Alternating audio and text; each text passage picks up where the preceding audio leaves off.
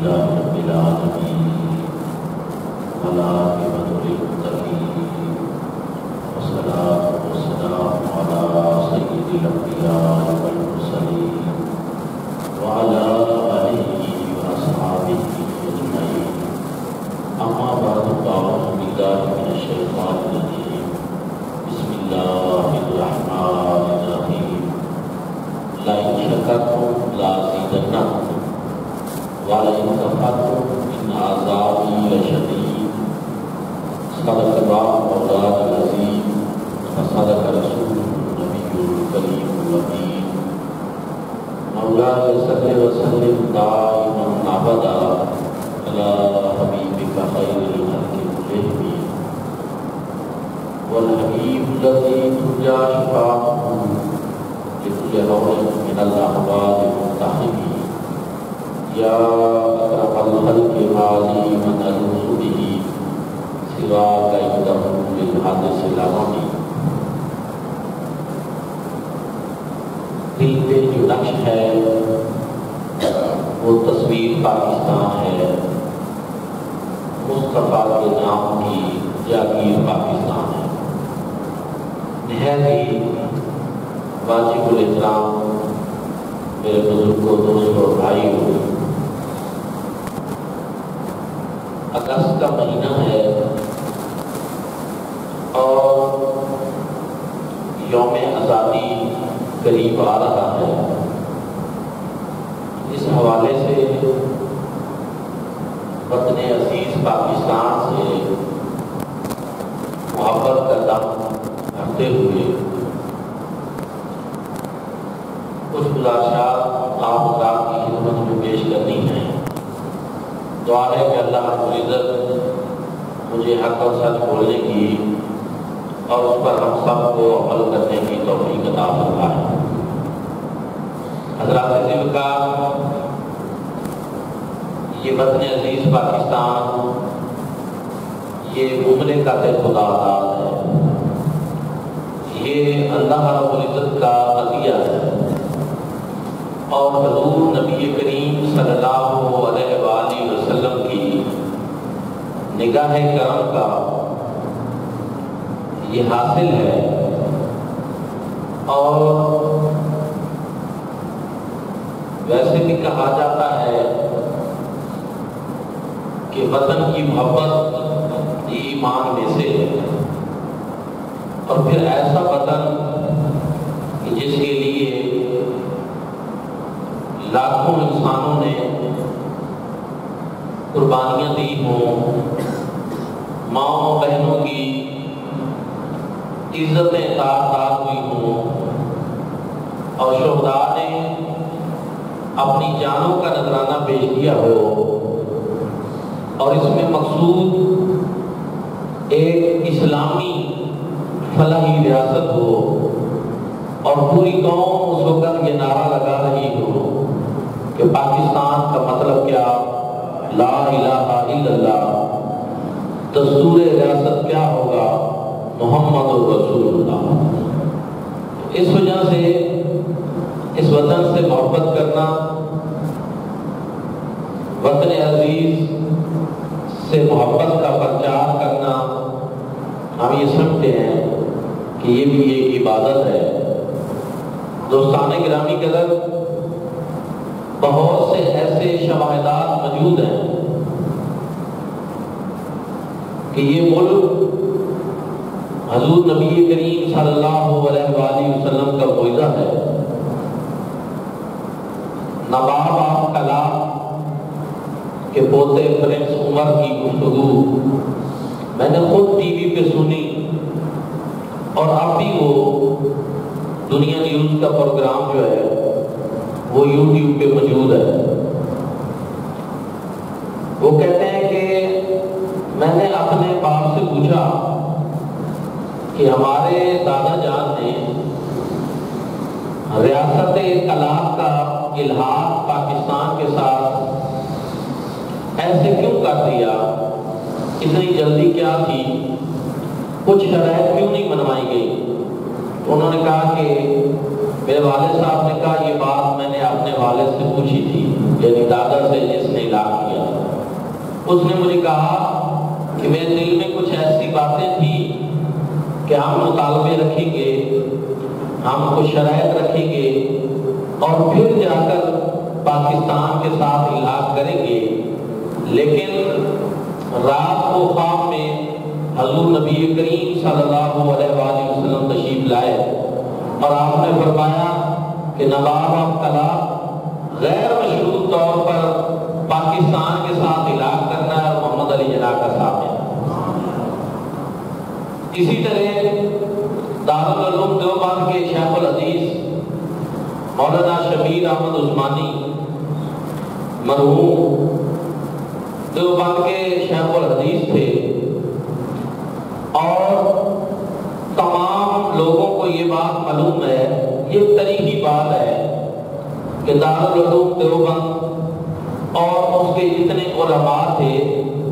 اس وقت وہ کانگریس کے ساتھ تھے، یونینسٹ پارٹی کے ساتھ تھے، مجلس اعراض کے ساتھ تھے، لیکن پاکستان کے ساتھ نہیں تھے. تو وہ مولانا شبیر احمد عثمانی صاحب اچانک اپنے دارالعلوم کو چھوڑ کر، اپنے مسلک کے لوگوں کو چھوڑ کر بابائے قوم قائد اعظم محمد علی جناح کے ساتھ کھڑے ہوئے. لوگوں نے کہا کہ یہ آپ نے کیا کیا ہے؟ آپ اتنے بڑے شیخ الحدیث ہیں، اتنے بڑے عالم دین ہیں، اور آپ ایک وضع قطع سے ظاہری طور پر مسلمان نہ نظر آنے والے شخص کے ساتھ کھڑے ہو گئے ہیں. تو شبیر احمد عثمانی صاحب نے جواب دیا کہ یہ میں اپنی مرضی سے نہیں آیا، مجھے مصطفیٰ کریم صلی اللہ علیہ وسلم نے حکم دیا. کریم آقا کے حکم پہ میں قائد اعظم محمد علی جناح کا ساتھ دے رہا ہوں. دوستان گرامی قدر، مبشرات پاکستان یہ جب پہلی مرتبہ چھپی تو یہ 300 صفحات کی مشتمل کتاب تھی. اس میں الحاج ظہور الحسن قادری صاحب جنہوں نے اس کتاب کو ترتیب دیا، اس میں صرف پاکستان ہی نہیں، برے صغیر ہی نہیں، دنیا بھر سے جہاں جہاں لوگ پاکستان بنانے میں کوئی کردار ادا کر سکتے تھے، ان کو حضور علیہ السلام کی جو بشارات ملی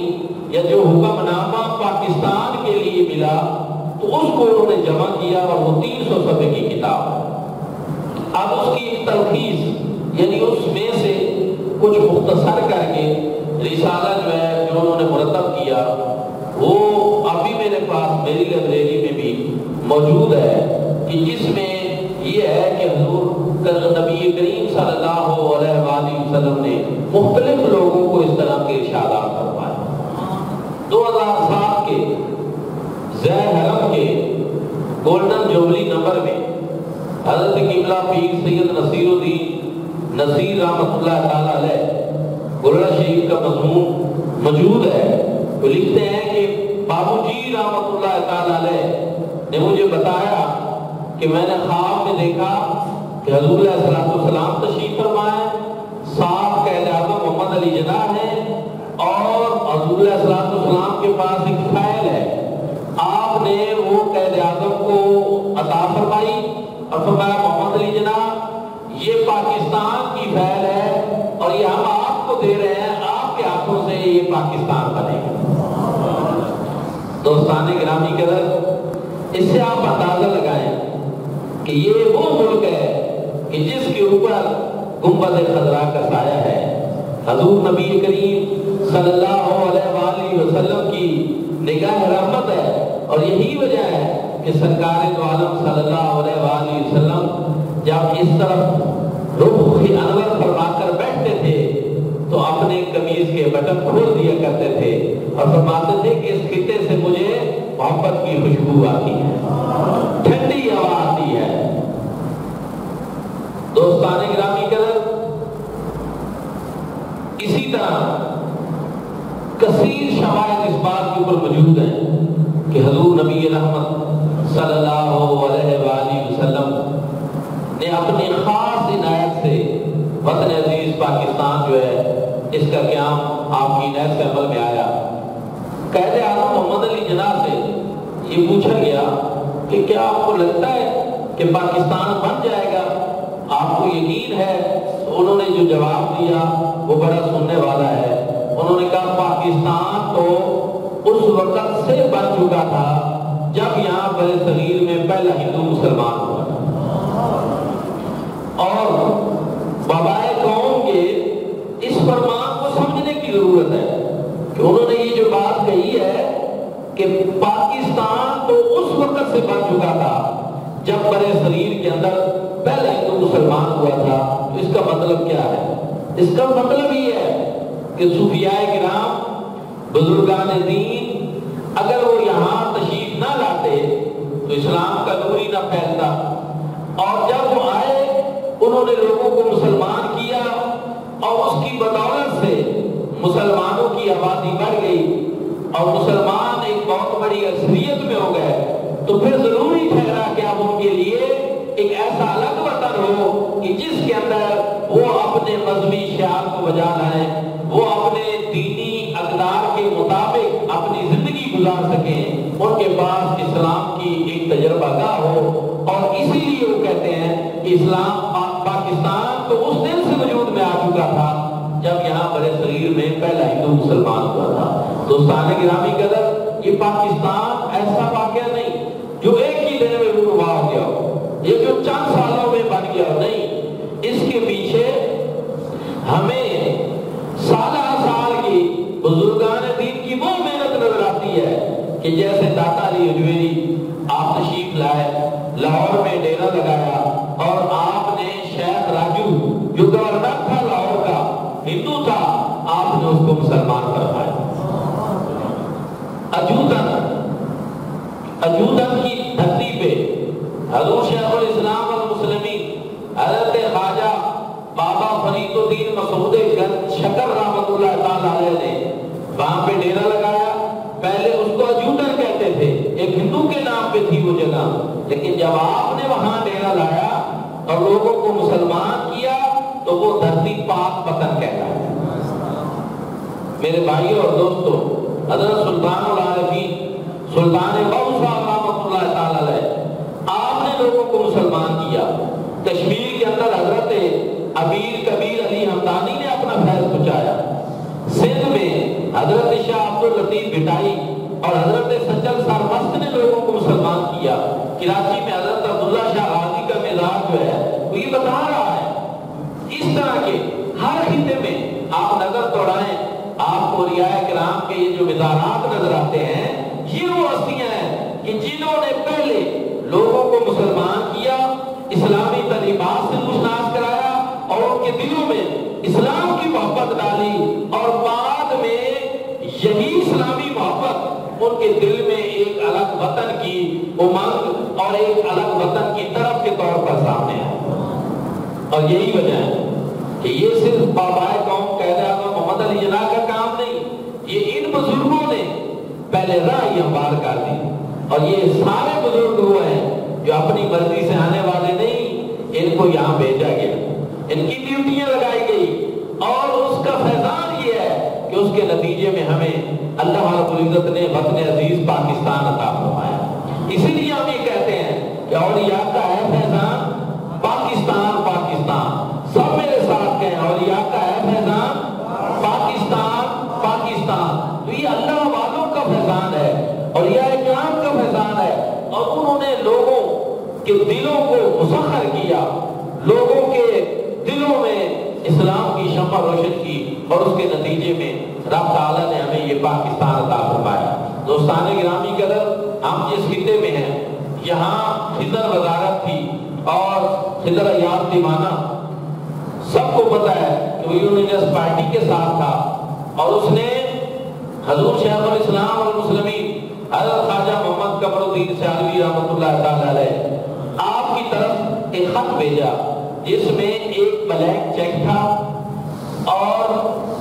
اس میں ساتھ یہ لکھا ہوا تھا کہ یہ ہم آپ کی طرف ایک بلینک چیک بھیج رہے ہیں، آپ کا جو دل چاہے اس میں آپ اپنی رقم لکھ لیں، لیکن مطالبہ پاکستان سے باز آ جائیں، دستبردار ہو جائیں۔ دوسری چیز یہ ہے کہ آپ جتنی جائیداد لینا چاہتے ہیں ہم وہ جائیداد دینے کو تیار ہیں، جو بڑا عہدہ لینا چاہتے ہیں ہم وہ دینے کو تیار ہیں، لیکن آپ اس مطالبے کو چھوڑ دیں۔ حضور شیخ الاسلام والمسلمین نے وہ چٹھی آگ کے اندر ڈال دی، اس کو جلا دیا اور فرمایا کہ میں جو آسمائے حسنہ پڑھتا ہوں ان میں خضر نام کا رب تعالیٰ کا کوئی نام نہیں ہے، تو نے جو کرنا ہے کر لے، ہم پاکستان کے مطالبے سے باز نہیں آئیں گے۔ اور پھر آپ نے بھرپور تحریک چلائی اور تحریک پاکستان میں قیام پاکستان کے لیے آپ کو جیل بھی جانا پڑا، آپ جیل کی سلاخوں میں گئے اور وہاں انہوں نے گوبر اور پانی وغیرہ جو ہے وہ جیل میں چھوڑ دیا، اس سے آپ کو سخت تکلیف پہنچی، لیکن آپ اپنے مطالبے سے باز نہیں آئے۔ اور میرے بھائیوں اور دوستوں یہی وجہ ہے کہ میں نے ایک دوست سے سنا کہ وہ کہتے ہیں کہ بابائے قوم قائد اعظم محمد علی جناح رحمۃ اللہ تعالی علیہ کی طرف حضور شیخ الاسلام والمسلمین نے اسلامی نظام کے نفاذ کے لیے کئی خطوط لکھے اور ان میں ان کی رہنمائی کی کہ اس طرح اسلامی نظام نافذ کرنا ہے، اس طرح اسلام کی بات کرنی ہے۔ اور یہی وجہ ہے کہ وزیر اعظم لیاقت علی خان بھی بعد میں آستانہ علیہ سیال شریف پہ حاضر ہوئے اور اسی سلسلہ میں مشاورت ہوتی رہی، کئی گھنٹے وہ مشاورت جاری رہی کہ پاکستان کے اندر نفاذ اسلام کے لیے کس طرح کی کوشش کی جا سکتی ہے۔ تو یہ ہمارے وہ بزرگ ہیں جنہوں نے اس انداز میں اور اتنی مشکلات میں بابائے قوم قائد اعظم محمد علی جناح کا ساتھ دیا۔ کسی نے کہا کہ حضرت وہ تو شیعہ ہے اور وہ یہ تاثر لوگ ان کے نام سے لیتے تھے، محمد علی جناح سے، یا ان کی بہن کا نام فاطمہ تھا، تو اس سے ایک تاثر بنا دیا گیا۔ حالانکہ میں یہ بھی یاد کیے دیتا ہوں کہ کسی نے کہا کہ آپ کا مذہب کون سا ہے، آپ کا مذہب کون سا ہے، بابائے قوم سے پوچھا، قائد اعظم محمد علی جناح نے پوچھا کہ حضور نبی کریم صلی اللہ علیہ وسلم کا مذہب کون سا تھا، تو انہوں نے کہا وہ تو مسلمان تھے، تو آپ نے فرمایا پھر میں بھی مسلمان ہوں۔ کبھی کسی مسل کی لیبل کو انہوں نے اپنے اوپر نہیں لگنے دیا۔ عام مسلمانوں کی مساجد میں ہاتھ باندھ کر نماز پڑھتے تھے۔ پہلی نماز عید مولانا شاہ احمد نورانی صدیقی رحمۃ اللہ تعالی علیہ کے والد گرامی شاہ عبدالعلی میتھی صدیقی کے پیچھے بابائے قوم نے پڑھی، اور پوری زندگی وہ کسی اہل تشیع کی محفل میں نہیں گئے، ان کی کسی مجلس اعضاء میں نہیں گئے اور ان کی کسی عبادت گاہ میں نہیں گئے۔ تو اس سے یہ پتہ چلتا ہے کہ پھر کسی کے نام سے ایسے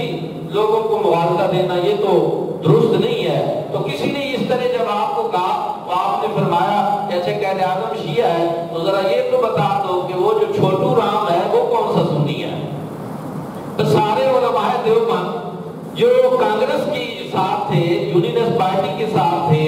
تو وہ تو گاندھی اور نہرو اور چھوٹو رام کے ساتھ پھر رہے تھے، تو وہ کون سے مسلمان اور کون سا سنی ہے کہ اگر یہ شیعہ ہے تو۔ دوستان گرامی کے اندر آپ اس بات کا اندازہ لگائیں کہ پاکستان کا یہ جو خطہ ہے اس میں مختلف مزاجوں کے لوگ ہیں، اس میں مختلف قبیلوں کے لوگ ہیں، اس میں مختلف قوموں کے لوگ ہیں، لیکن سب کے باوجود اس دور میں سب کے سب کیسے جمع ہو گئے۔ آپ 71 سال ہونے کو ہے پاکستان کو، لیکن اب آپ دیکھتے ہیں قوم میں انتشار ہے، افتراق ہے، کبھی اکٹھی نہیں ہوتی، متحد نہیں ہوتی، لیکن اس مختلف المزاج قوم کا کسی ایک نقطے پہ جمع ہو جانا ہمیں یہی لگتا ہے کہ یہ تائید ایسی کے سوا ممکن ہی نہیں ہے۔ یہ اللہ پاک کا خاص کرم تھا، اللہ تعالیٰ کا فیضان تھا۔ اور پیر جماعت علی شاہ صاحب محدث علی پوری نے تو یہ فتویٰ جاری کیا کہ ایک لکیر کھینچ دی، فرمایا یہ اسلام اور کفر کے درمیان لکیر ہے، جو بندہ مسلم لیگ کو ووٹ نہیں دے گا نہ فقیر اس کا جنازہ پڑھائے گا اور نہ اس کو مسلمانوں کے قبرستان میں دفن ہونے دے گا۔ دوستان گرامی کے اندر مولانا عبدالحامد بزایونی وہ قائد اعظم کے ساتھ تھے، پیر آپ مانکی شریف، پیر امین الاسناد صاحب، پیر آپ برجونڈی شریف، تمام یہ جتنے بزرگ ہیں یہ سارے کے سارے جو ہیں بابائے قوم قائد اعظم محمد علی جناح کے شانہ بشانہ نظر آئے۔ انہوں نے تحریک چلائی اور سرحد میں خان عبد الغفار خان، جس کو بادشاہ خان کہا جاتا تھا، اور اس کو سرحدی گاندھی بھی کہتے تھے کہ یہ اس طرح ہی ہے جس طرح انڈیا میں اس وقت گاندھی تھا تو یہ ہمارا سرحد کا گاندھی ہے، وہ لوگ یہ کہتے تھے۔ تو اس کا بڑا اثر و رسوخ تھا، اس کے خلاف جو ہے پیر صاحب مانکی شریف نے بھرپور کام کیا، تحریک چلائی، اور اس کے نتائج پھر پوری دنیا کے سامنے آئے۔ دوستان گرامی کے اندر یہی وجہ ہے کہ روزنامہ حریت میں اور روزنامہ مشرق میں ایک شخص کا مضمون چھپا، اس نے مکتوب لکھا، اس نے کہا کہ جب 1965 میں یہ جنگ لگی تو وہ اس وقت وہاں مدینہ طیبہ میں تھا، تو وہاں اس کی آنکھ لگ گئی اور اس نے دیکھا کہ حضور نبی کریم صلی اللہ علیہ وآلہ وسلم باب السلام سے سواری پہ گزر رہے ہیں، صحابہ کرام ساتھ ہیں۔ تو میں نے عرض کی اور پوچھا یا رسول اللہ آپ کدھر تشریف لے جا رہے ہیں؟ فرمایا پاکستان کے اوپر جو ہے انڈیا نے حملہ کر دیا ہے اور ہم اس کی حفاظت کے لیے جا رہے ہیں۔ دوستان گرامی کے اندر اس طرح کے کتنے ایسے واقعات ہیں جو آج بھی ہمیں طریق بتاتی ہے، کتابوں میں موجود ہیں، لوگوں کو پتہ چلا کہ یہ ملک جو ہے یہ حضور نبی کریم صلی اللہ علیہ وآلہ وسلم کی نگاہ کرم کا صدقہ ہے۔ یہی وجہ ہے کہ 1965 کی جنگ میں ایک شخص جو ہے وہ داتا صاحب پہ حاضر ہوا، قصور کے ایک بزرگ تھے اور وہ صاحب کشف بزرگ تھے، جاتے تھے، داتا صاحب سے ملاقات ہوتی تھی، باتیں بھی ہوتی تھی اور اپنے انداز سے سارا معاملہ ہوتا تھا۔ 1965 کی جنگ لگی ہوئی تھی، ان دنوں میں وہ گئے تو عجیب بات دیکھی کہ جنگ کے دوران ان دنوں میں داتا صاحب نے اس کی طرف کوئی توجہ نہیں کی، کوئی توجہ نہیں کیا آپ نے۔ وہ بڑا پریشان ہوا، واپس چلا گیا، پھر جنگ ختم ہو گئی، 17 دن جنگ رہی، جنگ کے بعد پھر وہ واپس آیا تو پھر داتا صاحب نے بڑی مہربانی فرمائی، تو اس نے عرض کیا کہ حضور میں پہلے بھی حاضر ہوا تھا اور اس دن آپ نے کچھ بے رخی برتی ہے اور بے اطلاعی فرمائی ہے، مجھ سے کوئی ایسی غلطی سرزد ہو گئی ہے، میں تو بڑا پریشان رہا ہوں۔ فرمایا نہیں، دراصل ان دنوں میں پاکستان پہ انڈیا نے حملہ کر دیا تھا اور ہماری ساری توجہ جو ہے وہ پاکستان کی حفاظت کے اوپر مرکوز تھی۔ تو یہ وہ اولیاء اللہ ہیں، یہ اللہ کے وہ بندے ہیں جنہوں نے اس طرح بشارات عطا فرمائی، اس طرح کے واقعات جو ایک نہیں، میں پہلے عرض کر رہا ہوں درجنوں سینکڑوں ہیں، سینکڑوں صفحات کی کتابیں لکھی گئی ہیں، تو یہ ہمیں بتاتے ہیں کہ یہ پاکستان جو ہے یہ اللہ کا خاص انعام ہے۔ اور قرآن مجید فرقان حمید میں رب تعالیٰ نے ارشاد فرمایا لَئِن شَكَرْتُمْ لَأَزِيدَنَّكُمْ وَلَئِن كَفَرْتُمْ إِنَّ عَذَابِي لَشَدِيدٌ۔ فرمایا اگر تم میری نعمتوں پر شکر کرو گے تو میں تمہیں اور زیادہ دوں گا، اور اگر تم کفران نعمت کرو گے تو پھر میری پکڑ بڑی سخت ہے۔ یہ پاکستان اللہ پاک کی عنایت ہے، رب تعالیٰ کی نعمت ہے، اور اس کا شکر ہم سب پر فرض ہے، اور وہ یہ ہے کہ ہم اس کے اچھے شہری بن کر رہیں، اس سے محبت کریں، اس کی تعمیر میں حصہ لیں، کسی تخریبی عمل کا حصہ نہ بنے اور اس وطن سے محبت کریں۔ میرے بھائیوں اور دوستوں، وہ تمام لوگ جنہوں نے اس ملک کی قدر نہیں کی، چاہے وہ سیاستدان ہو، چاہے وہ جرنیل ہو، چاہے وہ عام لوگ ہوں، انہوں نے اس ملک کو کسی بھی سطح پہ نقصان پہنچایا تو اللہ پاک نے ان کو عبرتناک انجام سے دوچار کیا۔ جس طرح حضرت صالح علیہ السلام کی اونٹنی تھی، پہاڑ سے زندہ برآمد ہوئی تو انہوں نے فرمایا تھا کہ یہ اونٹنی اللہ کا معجزہ ہے، یہ اللہ کی نشانی ہے، اس کی قدر کرنا، اس کو تکلیف نہ پہنچانا، اگر اس کو تکلیف پہنچاؤ گے، بے قدری کرو گے تو اللہ کی پکڑ آ جائے گی۔ قوم نے اس بات کی پرواہ نہ کی، حضرت صالح علیہ السلام کی اونٹنی کی کونچیں کاٹ دی اور اس کو نقصان پہنچایا تو اللہ پاک نے پوری قوم کے اوپر عذاب نازل فرما دیا۔ اسی طرح بزرگان دین فرماتے ہیں یہ پاکستان بھی حضرت صالح علیہ السلام کی اونٹنی کی طرح کا ایک معجزہ ہے، جو اس کی قدر نہیں کرے گا،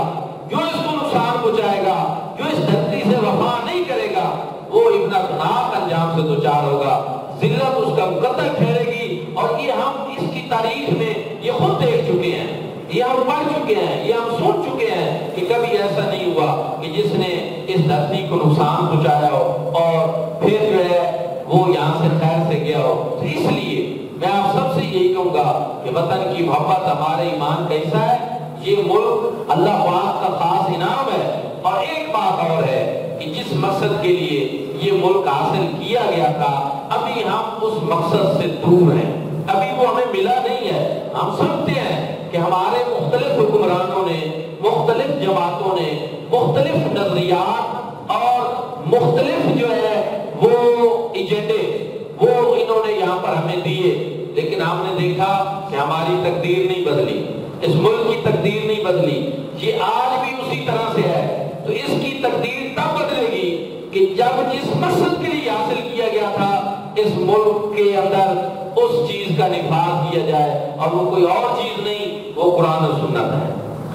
14 اگست 1947 کو جمعۃ المبارک کا دن تھا, رات شب قدر تھی, نزول قرآن کی رات تھی. اور آپ سوچیں کہ نزول قرآن کی رات پاکستان کا ملنا یہ کیا محض کوئی اتفاق ہے؟ نہیں, بلکہ اللہ پاک کی طرف سے اس بات کا اعلان تھا کہ نزول قرآن کی رات یہ ملک ہم آپ کو اس لیے دے رہے ہیں تاکہ اس ملک کے اندر اس کا آئین کچھ اور نہیں, اس ملک کا آئین جو ہے وہ قرآن پاک ہونا چاہیے. اور یہی وجہ ہے ایک انگریز صحافی نے بابا قوم قائد اعظم محمد علی جناح رحمۃ اللہ تعالی علیہ سے یہ سوال کیا کہ آپ کا ملک بن جائے گا تو آپ اس میں کون سا آئین نافذ کریں گے, کون سا دستور اور جو ہے منشور بنائیں گے؟ قائد اعظم نے کہا ہمارا دستور, ہمارا آئین جو ہے وہ تو 14 صدیاں قبل کا بن چکا ہے, قرآن پاک اس کا آئین ہوگا. لیکن ہمیں حیرت ہوتی ہے کہ بابا قوم کی درجنوں تقاریر جو انہوں نے کی اور اس میں انہوں نے کہا کہ میں تو اسلام کا ایک سروینٹ ہوں, میں تو اسلام کا ایک خادم ہوں. اور یہی وجہ ہے کہ اسرائیل کے حوالے سے انہوں نے پہلے دن یہ پالیسی دی, انہوں نے کہا کہ ہم یہ نہیں سمجھتے کہ ہم سب سے پہلے پاکستان کا جہاں بھی مسلمانوں پر ظلم ہوگا پاکستان کی آواز اس کے خلاف اٹھے گی. تو یہ مدینہ طیبہ ثانی ہے, یہ وہ خطہ ہے دنیا میں جو ریاست مدینہ کے بعد نظریے کی بنیاد پر عمل میں آیا, اور اس کا کوئی اور نظریہ نہیں تھا. اس کا نظریہ یہی تھا کہ پاکستان کا مطلب کیا, لا الہ الا اللہ, دستور ریاست کیا ہوگا, محمد رسول اللہ. تو اب بھی ہم یہی سمجھتے ہیں کہ اب نئے ہمارے حکمران آ رہے ہیں, اللہ پاک ان کو یہ توفیق دے کہ اب بھی وہ ہمیں ریاست مدینہ کی بات کی ہے انہوں نے, تو ہم کہتے ہیں یہ ایک اچھی بات ہے, لیکن یہ صرف بات نہ رہے, ریاست مدینہ سے بڑھ کر تو کوئی اور چیز ہی نہیں ہے. ہمارے دل و جان اس کے لیے حاضر ہیں, بس شرط یہ کہ اس کو عملی جامہ پہنایا جائے. ہمارے دکھ جو ہے وہ نہ بھٹو دور کر سکا, نہ نواز شریف اور نہ عمران خان. ہم سنتے ہیں کہ ہر دکھ کی دوا جو ہے وہ نظام مصطفیٰ میں ہے, حضور علیہ السلام کے طریقہ میں ہے. حضور علیہ السلام نے جس طرح غریب پروری فرمائی, جس طرح لوگوں کے دکھ اور درد بانٹے, جس طرح کا ایک نظام دیا, اس نظام سے ہماری تقدیر بدل سکتی ہے, ہمارا یہ ملک سنور سکتا ہے. تو اللہ پاک کی بارگاہ میں یہی دعا ہے کہ یہ ملک تا قیامت قائم و دائم رہے, سدا سلامت پاکستان, تا قیامت پاکستان. اے ارض وطن کے غدارو, تم تخریب کے لاکھ سامان کرو, ہم یہ بزم سجانے آئے ہیں, ہم بزم سجا کر دم لیں گے. یہ سب ہلالی پرچم ہے, ہر حال میں لہرائے گا, یہ نغمہ ہے آزادی کا, دنیا کو سنا کر دم لیں گے. آخر دعوانا